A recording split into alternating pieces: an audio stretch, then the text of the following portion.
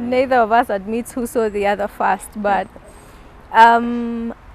he was coming into this church that I was serving in the praise and worship team, to run a project with the church.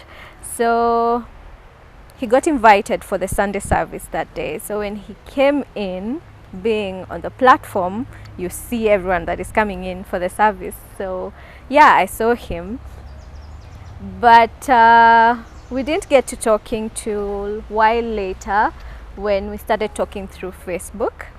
And basically that's where we started talking through Facebook, and then a while later we exchanged contacts, and then here we are.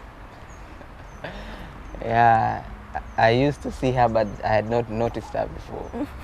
I used to see her, I used to meet at the church office. Okay, we were crossing paths. Now since I've been given a project by the church, operating from the church office, I could see a lady up by the altar, praising and worship. You know, those people you see there and say, okay, I don't know, how would you? Yeah. So, but later, after a while, when I saw her in Facebook, you know, Facebook shares the people you might know, especially if now a couple of friends have you have a mutual interaction with them. So she popped up like, I've seen this girl in church. She's the one on the praise and worship. So I decided, let me check her background and see who she is and where does she do her things apart from the church. Is when I saw that she was also visiting KU, where I used to like going for swimming while I was doing my undergrad.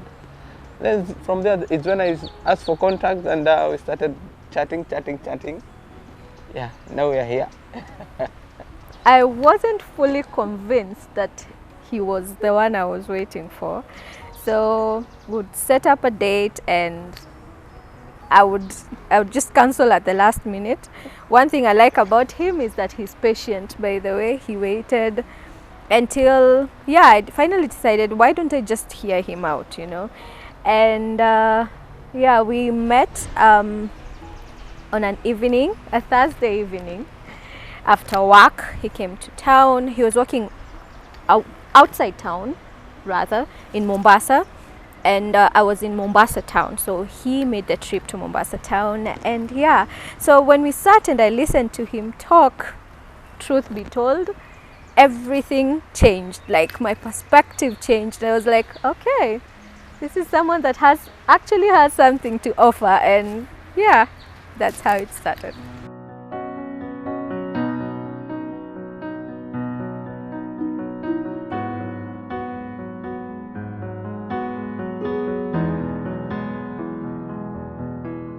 For me, I really needed a break from all the dates and everything.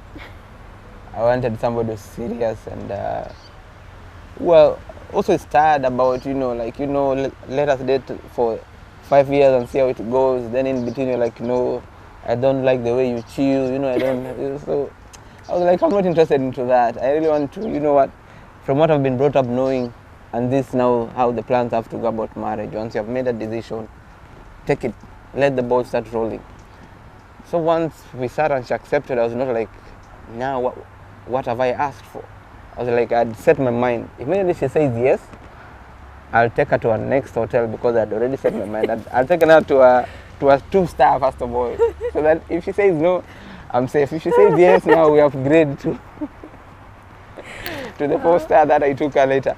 I was like, okay, so she said yes. I actually told her, because we're in Mombasa, there's not much of an Uber, everything. Like, Tutoke, we get in a tuk-tuk, we go now to a quiet place now, so that we can discuss deeper into these issues. Because after trying several times to have moments with her, just a date, and they're all failed. Now, given this chance, this one date, I really wanted to maximize on it. So that once the evening ends, we part ways. I know I've really maximized on my evening. I've let the cat out of the basket and everything is peupe, black and white. Then I knew if she says yes, and she said yes, I was like, okay, now I'm confident. I just took her to the next hotel and told her, you know what, now is the time you tell your parents, I tell my parents.